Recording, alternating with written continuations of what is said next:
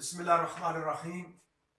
जैसे कि इससे पहले full fledge direct and indirect tense के लिहाज से जब आपका रिपोर्टिंग स्पीच और reported speech present indefinite tense और उसके बाद पास्ट टेंस और फ्यूचर टेंस के बारे में बताया कि जो simple direct and indirect narration में अभी ये कि अब हमारे पास इंपेरेटिव जब सेंटेंसेस होंगे, how will we change into indirect narration, या एक्सक्लेमेटरी सेंटेंसेस होंगे, या ऑप्टिक सेंटेंसेस होंगे, या लेट का इस्तेमाल होगा, या यूनिवर्सल ट्रुथ होगी। तो इसके बारे में अभी how to change the imperative sentence direct into indirect, exclamatory sentence into indirect, and how we will use the let, and how we will change the universal truth. सबसे पहले ये है कि हमारे इंपेरेटिव सेंटेंसेस जब होंगे तो रिपोर्टिंग स्पीच जब पास्ट टेंस में है, रिपोर्टिंग स्पीच आपका हेल्पिंग वर्ब, जब आप टेंस की बात करते हैं एक वर्ब होता है और एक हेल्पिंग वर्ब है। अकॉर्डिंगली जो है हेल्पिंग वर्ब से जब शुरू होगा, जैसे कि ये डू से शुरू हो रहा है, डू यू लाफ, तो इन्वर्टेड कामा की जगह पे हम इफ इस्तेमाल करेंगे। दोबारा मैं बता रहा हूं कि इंपेरेटिव सेंटेंसेस वो सेंटेंसेस होंगे जिनका रिपोर्टिंग स्पीच हेल्पिंग वर्ब से शुरू होगा, then we will change it in inverted comma, we will use if or whether, WETHER, whether या if इस्तेमाल करेंगे। जैसे कि he said inverted comma do you laugh, इसका आ जाएगा he said if I laughed। अब देखिए यहाँ पे you laugh ये प्रेजेंट इंडेफिनिट टेंस है, लेकिन ये फिर पास्ट टेंस में हो जाएगा। बाकी वो चेंजिंग उसी तरीके से होंगे जिस तरह मैंने बताया कि अगर आपका रिपोर्टिंग स्पीच पास्ट टेंस में है तो अदर वाला टेंस जो होगा, अगर प्रेजेंट इंडेफिनिट टेंस होगा तो पास्ट इंडेफिनिट टेंस में तब्दील होगा। और इसी तरीके से जो हमारे सब्जेक्ट है यानी जो प्रोनाउन है वो भी इसी तरीके के मुताबिक जो है वो तब्दील होंगे। बाकी जो है वो ये सिर्फ इसकी जो नई चीज जो है वो जब हेल्पिंग वर्ब से शुरू होगा तो इसकी जगह पे इफ आएगा या वेदर आएगा। Second sentence, I said to her, inverted comma, are you knitting my sweater? तो इसका आ जाएगा। उसके बाद यहां पर रिपोर्टिंग स्पीच जब कोई सवाल पूछा जाएगा तो आस्क आएगा, जब कोई दरखास्त की जाएगी तो रिक्वेस्ट आएगा, जब कोई नसीहत की जाएगी तो एडवाइस आएगा। तो ये उसी के मुताबिक तब्दील होगा। लेकिन ये है कि इन्वर्टेड कामा की जगह पे आप इफ या वेदर लगाएंगे, यानी और तब्दीली जो है वो अकॉर्डिंगली होगी जो पहले जिस तरीके रूल के मुताबिक है। तो आएगा I asked her if she was knitting my sweater। क्योंकि यहां पर हर है तो यहां पर आपके पास यू आया हुआ है, तो आपको बताया था कि जहां पर यू यानी सेकंड पर्सन जो है वो यहां के रिपोर्टिंग स्पीच के ऑब्जेक्ट के मुताबिक तब्दील होगा। Ali said to me inverted comma were you running after me. अब देखिए ये कंटिन्यूअस टेंस क्या है, पास्ट कंटिन्यूअस टेंस क्या है, तो past continuous tense will be change into perfect continuous tense. वो रूल जो पिछले मैंने वीडियोस में बताया वो सेम रूल जो है वो उसी को फॉलो करना है। तो ये आ जाएगा अली आस्क्ड मी, अब यहाँ पे आस्क्ड में तब्दील हो जाएगा if I had been running after him. आप देखिए कि उस सेंटेंस को उसी तरीके से करके उसको फॉलो किया गया कि जब जो है वो प्रेजेंट पर पास्ट कंटिन्यूअस टेंस है तो it will be change in past perfect continuous tense. He said to me, अब आ जाता है हमारे पास exclamatory sentences. He said to me how are you, इसमें ऐसे सेंटेंस को जो क्वेश्चन वर्ड से, क्वेश्चन वर्ड्स है हु, व्हाट, व्हाई और हाउ, व्हेन, ये वाले जो है ये हमारे क्वेश्चन वर्ड है। जब आपका रिपोर्टेड स्पीच क्वेश्चन वर्ड से शुरू होगा तो उस वक्त चेंजिंग क्या होगी, उस वक्त सिर्फ जो है वो आपका कामे को आप रिमूव कर देंगे और बाकी इस जब पास्ट टेंस में होगा तो अंदर वाला टेंस जो है वो आपका उसके मुताबिक, उस रूल के मुताबिक तब्दील होगा। he said to me how are you, तो अब क्या आ जाएगा कि उसकी कंडीशन पूछ रहे हैं, तो इस वजह से यहां पर asked में तब्दील होगा। he asked me how I was, क्योंकि यहां पे me है, यहां पर you है। तो जैसे मैंने बताया कि सेकंड पर्सन रिपोर्टिंग स्पीच के ऑब्जेक्ट के मुताबिक तब्दील होगा, तो उस रूल को हमने फॉलो करना है। he asked me how I was, she said to me inverted comma who has beaten you, she asked me who had beaten me, सिर्फ मैंने इन्वर्टेड कामा को हटाया, बाकी उसके बाद में रिमूव किया और उसके बाद नाउन और प्रोनाउन और उसके बाद वर्ब की तब्दीली उस जमाने के मुताबिक हुई है। I said to him why are you wasting your time, तो इसका आ जाएगा I asked him why he was wasting his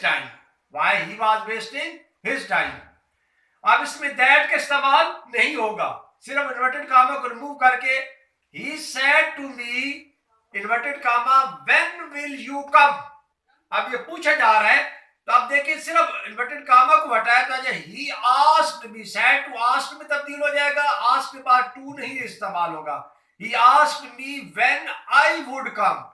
एक चीज मैंने जिस पीछे बताया था सेंटेंस में कि जब फ्यूचर में होगा इंडेफिनिट टेंस में तो फिर उसमें कोई तब्दीली नहीं होगी, लेकिन जब आपका रिपोर्टिंग स्पीच पास्ट टेंस में होगा then your will be change into would and shall will be change into should, ये आपने याद रखना है। उसके बाद आता है हमारे पास he said to his servant, ये इसमें ऑर्डर होगा, यानी he said to his servant inverted comma bring me a glass of water। जब आपका रिपोर्टेड स्पीच हेल्पिंग वर्ब से शुरू होगा, वर्ब से शुरू होगा, तो उस वक्त आप इन्वर्टेड कामा को रिमूव करके टू का इस्तेमाल करेंगे, यानी you will replace inverted comma with to, T और टू, और बाकी जो अंदर रिपोर्टेड स्पीच के अंदर जो टेंस और नाउन प्रोनाउन की जो चेंजिंग है वो अकॉर्डिंगली होगी जो पहले मैंने रूल बताया है। तो आएगा he ordered his servant to bring him a glass of water,